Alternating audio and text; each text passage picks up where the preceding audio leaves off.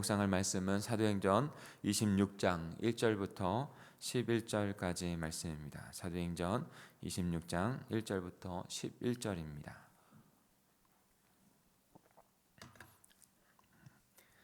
제가 한 절, 여러분이 한 절 교독하시겠습니다. 다 찾으셨죠? 1절입니다.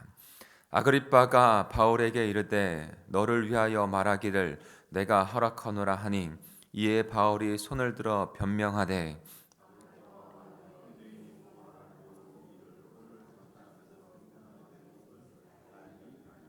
특히 당신이 유대인의 모든 풍속과 문제를 아심이니이다. 그러므로 내 말을 너그러이 들으시기를 바라나이다.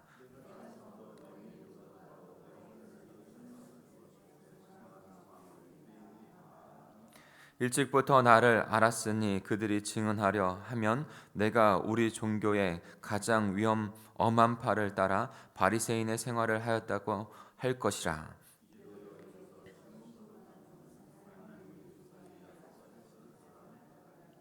이 약속은 우리 12지파가 밤낮으로 간절히 하나님을 받들어 섬김으로 얻기를 바라는 바인데 아그리빠 왕이여 이 소망으로 말미암아 내가 유대인들에게 고소를 당하는 것이니이다.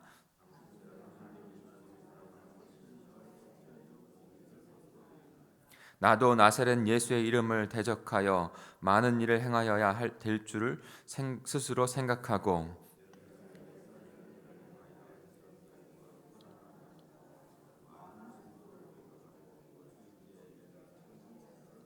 같이 읽겠습니다.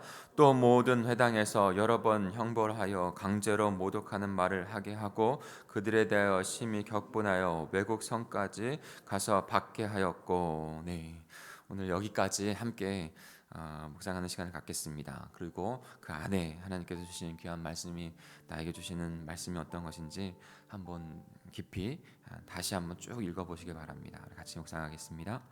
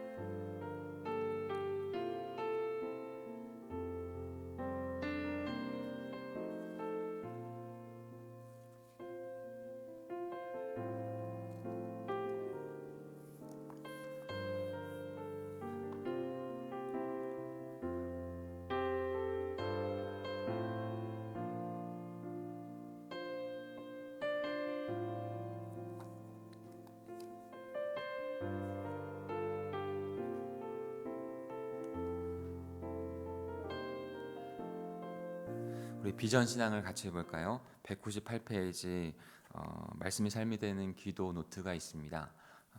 새벽에 오신 분이 계신 것 같은데 뒤에 로비에 보면은 이 말씀이 삶이 되는 기도 노트가 있거든요. 이것을 수령 가져가실 수 있습니다. 그래서 같이 이 교제를 통해서 묵상해 보시고 또 노트도 활용해 보시면 신앙생활에 도움이 될 거라고 생각합니다. 그리스도께서 비전신앙 맨 아래 보면 그리스도께서 우리 죄를 위해 대속 제물이 되셨습니다. 이렇게 나와 있습니다. 우리 마가복음 10장 45절 같이 읽겠습니다. 시작. 인자가 온 것은 섬김을 받으려 함이 아니요 도리어 섬기려 하고 자기 목숨을 많은 사람의 대속물로 주려 함이니이다. 네, 오직 예수 그리스도만이 어린 양 되셔서 우리의 대속 제물이 되십니다. 다른 어떠한 것도 우리의 죄를 하나님 앞에서 대속할 수 없습니다. 속할 수 없습니다. 오직 예수 그리스도만이 우리의 대속 제물이 되시는 것이죠. 그러기에 우리가 믿고 따라야 할 분도 그분인 것을 분명하게 깨닫는 저와 여러분이 되었으면 합니다.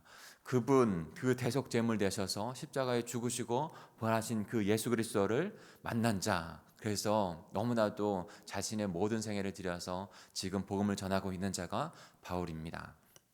그 바울의 오늘 아그리빠 왕 앞에서 복음을 또 변호하면서 자신의 복음을 증거하고 있는 모습을 우리는 볼 수 있습니다. 제가 이런 날이 올 줄 알고 되게 기대를 했어요. 소망을 했습니다. 왜냐하면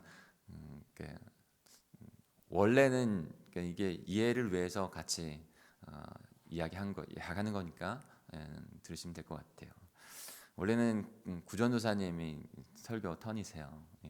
그런데 아침에 사람인지라 실수는 다 할 수 있죠. 그러니까 그것에 대해서 같이 기도해 주시면 됩니다. 그래서 언젠가는 이렇게 서서 저도 5분 전 5시 5분 전 전화를 받았어요. 진짜로 이게 묵상을 하고 같이 이렇게 할 때가 오겠구나 이렇게 기대를 하고 있었는데 그날이 오늘일 줄은 몰랐네요. 그래서 같이 묵상을 해보고 또 같이 나눠보는 꿈 꿨었는데 그날이 오늘이 됐습니다. 여러분, 우리가 근데도 조금 더 이해를 할 수 있는 부분들이 뭐냐면 말씀을 묵상할 때 앞뒤가 되게 중요하거든요. 그런데 우리가 계속 묵상을 하게 되면은 그 다음 것에 대한 배경들을 이미 알고 있기 때문에 조금 더 이해가 되는 겁니다. 말씀을 중간에 딱 한 구절만 묵상하면요 앞뒤를 잘 모르기 때문에 잘 이해를 할 수가 없어요. 그러나 묵상을 계속 하신 분이라면 그것에 대해서 잘 이해를 빨리 배경 설명들을 알기 때문에 잘 이해하는 것이죠. 바울이 지금 가이사랴에 잡혀 있는 것이죠. 거기에서 지금 아그리빠 왕에게 신문을 또 당하는 것입니다. 그 전에는 로마의 그 총독에게 신문을 당했었고 거기에서도 복음을 전했고 지금 아그리빠 왕 앞에서도 지금 복음을 전하고 있는 것이죠.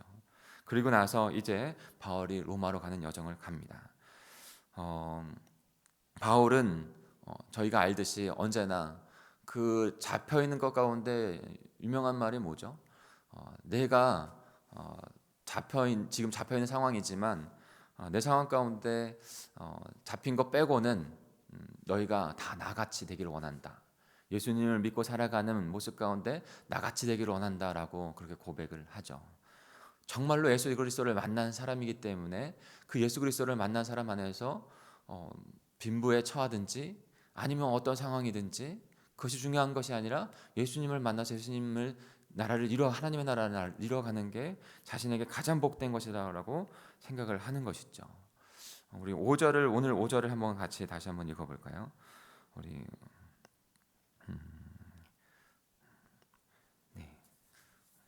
우리 1절부터 5절까지 다 읽겠습니다. 같이 한번 다 읽겠습니다. 시작. 아그리빠 말에게 이르되 너를 위하여 말하기를 내가 허락하노라 하니 이에 바울이 손을 들어 변명하되 아그리빠 왕이여 유대인이 고발하는 모든 일을 오늘 당신 앞에서 변명하게 된 것을 다행히 여기나이다.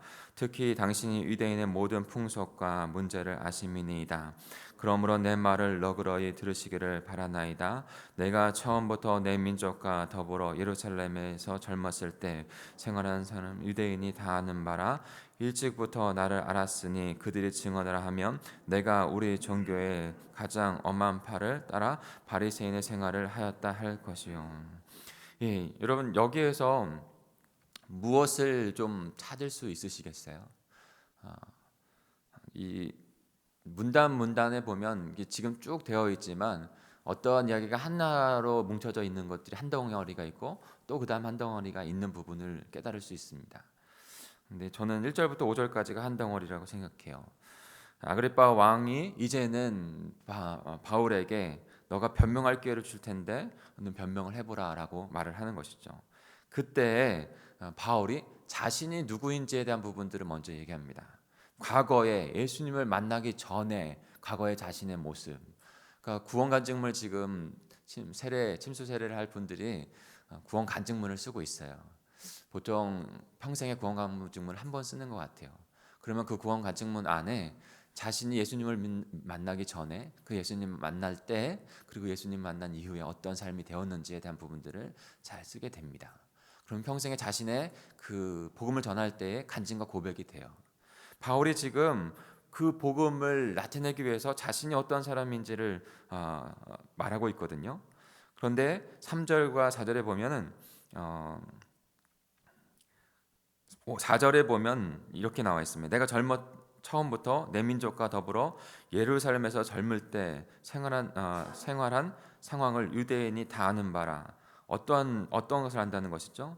그가 바로 바리새파로 열심을 가졌다는 것이죠. 바리새파로 열심을 갖고 기독교를 탄압하는 그리스도인들을 탄압하는 데까지 앞장섰던, 그래서 스데반이 죽임을 당할 때에도 그 자리에 있었던 사람이 바로 주도했던 사람이 바로 바울입니다.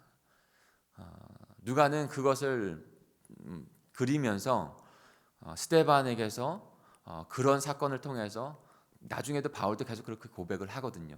자기가 죄수 중에 죄인이다 라고 하는 것이 스데반을 그렇게 상하게 했던, 죽였던 그 현장에 자신이 있었던 것을 회개하는 것이죠. 그리고 평생의 짐으로 갔습니다. 그리고 복음을 증거하는 일들을 합니다. 스데반에서 바울로 넘어가는 그 복음의 현장을 보는 것이죠. 그만큼 자신이 유대교에 하나님을 안다고 했지만 하나님을 정확하게 알지 못하고 하나님의 아들이신 예수 그리스도를 알지 못하고 열심을 냈던 자인 거예요. 제가 여기서 함께 나누고 싶은 것은 사랑하는 성도 여러분, 아무리 열심을 낸다고 해도 그 방향이 틀렸다면 거기에서는 하나님께 나아가는 방향이 아니라는 것입니다. 오히려 하나님과 더 멀어지는 방향으로 가게 되는 것이죠. 그런 말이 있잖아요. 속도보다 중요한 것은 방향이라는 거예요. 내 삶에 있어서 지금 방향이 맞는가? 아무리 열심을 뛰었는데 하나님 왜 이렇습니까? 정말로 열심히 했는데 왜 제 삶은 이렇습니까? 그럼 하나님께서 이런 말씀을 저와 여러분에게 해주실지 몰라요. 너가 방향이 틀렸는데 아무리 열심히 한다고 해서 나의 영광이 되는 것이 아니지 않느냐라고 말을 하실지도 몰라요. 중요한 것은 하나님께서 원하시는 이 성경에서 말씀하고 있는 방향이에요. 바울은 그것을 너무나 잘 알고 있었던 거예요. 이전에 나의 삶, 예수 그리스도를 알지 못했던 삶은 방향이 잘못되었고 예수 그리스도를 만남으로 인해서 방향이 잘 돼서 그 길로 가야 하는 사람이었다는 것을 잘 알고 있었던 것이죠. 그래서 이전에는 내 삶이 그랬는데 이제는 다르다는 것이죠. 다른 삶을 살고 있다는 것이죠. 어떠한 삶을 그가 살아가고 있습니까? 우리 7절과 8절을 같이 읽겠습니다. 7절, 8절, 9절을 같이 읽을까요? 7절, 8절, 9절입니다. 시작. 이 약속은 우리 12지파가 밤낮으로 간절히 하나님을 받들어 섬김으로 얻기를 바라는 바인데 아그리빠 왕이여 이 소망으로 말미암아 내가 유대인들에게 고소를 당하는 것이니이다. 당신들은 하나님의 죽은 사람들 살리심을 어찌하여 못 믿음으로 여기나이까. 아멘. 7절에 제가 짧은 시간 안에 별표를 친 구절은 7절이에요. 말씀이 삶이 되는 기도를 가지고 묵상을 할 때 이 시간은 짧을 수 있잖아요. 그때 한 번을 쭉 읽으면서 이것에 대한 부분에서 하나님께서 이런 말씀들을 해주고 계시는구나. 거기에서 또한도 중심이 되는 구절이 있습니다. 또 받아야 될 구절이 있습니다. 근데 저는 오늘 7절이라고 본 거예요. 그래서 오늘 하루 묵상할 그 단어나 아니면 구절은 7절이다. 그리고 그 구절에서 묵상을 더하고 분명히 그 구절에서 내가 기도할 바를 찾게 됩니다. 말씀 묵상은 복잡하지 않다고 저는 생각해요. 말씀 묵상은 너무나도 두세 번 읽으면 분명히 이해가 되어지고 그것에서 내가 기도할 바를 찾는 것이죠. 7절을 제가 한번 다시 읽어볼까요? 이 약속은 우리 12지파가 밤낮으로 간절히 하나님을 받들어 섬김으로 얻기를 바라는 바인데 아그리빠 왕이여 이 소망으로 말미암아 내가 유대인들에게 고난을 당하는 것이니이다. 하나님 아버지, 저에게 주신 이 언약을 붙잡을 수 있는 제가 되게 해주십시오.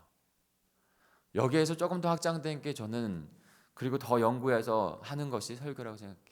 그래서 그 노트 페이지는 제가 처음 설교에 대한 묵상을 할 때 하는 페이지하고 똑같아요. 밤낮으로 간절히 하나님을 받들어 섬김으로 얻기를 바라는, 밤낮으로 내가 하나님 앞에서 이 언약 백성 되어지고 이 소망함을 품었는데 하나님 저 안에 열정을 주셔서 간절히 이 소망을 품고 주님 나라를 이루어갈 수 있도록 주님 인도해 주십시오. 이 소망으로 말미암아 내가 유대인들에게 고성을 당하고 지금 감옥에 갇혔습니다 라고 바울이 지금 고백을 하는 것이죠. 저 여러분도 마찬가지입니다. 하나님께서 주신 이 언약, 어떤 언약입니까? 우리가 주구장창하고 있는 창세기 12장 2, 3절 너는 복이 될지라 너를 통해서 너의 모든 민족이 복을 받을 것이다. 하나님께서 그 언약을 예수 그리스도를 통해서 그 언약을 이루신다고 그 언약을 수천 년이 지나도 잊어버리지 아니하시고 우리를 통해서 예수 그리스도를 통해서 이루셨어요.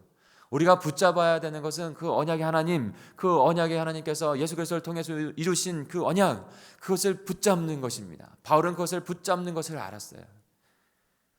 그 언약, 그 약속을 붙잡고 그 소망 붙잡고 다시 오실 그 주님을 붙잡고 소망 가운데 살아가는 건 저와 여러분 그리스도의 삶인 줄 믿습니다. 사랑하는 성도 여러분, 오늘도 그 언약을 붙잡으십시오. 그 언약이 주인 되신 예수 그리스도를 붙잡으십시오.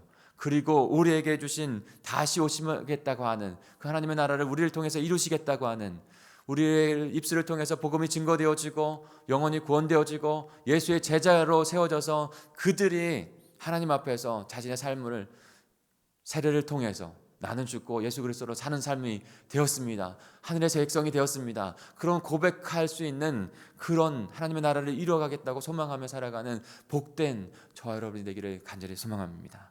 오늘도 하나님께서 저와 여러분을 그렇게 인도해 주실 줄 믿습니다.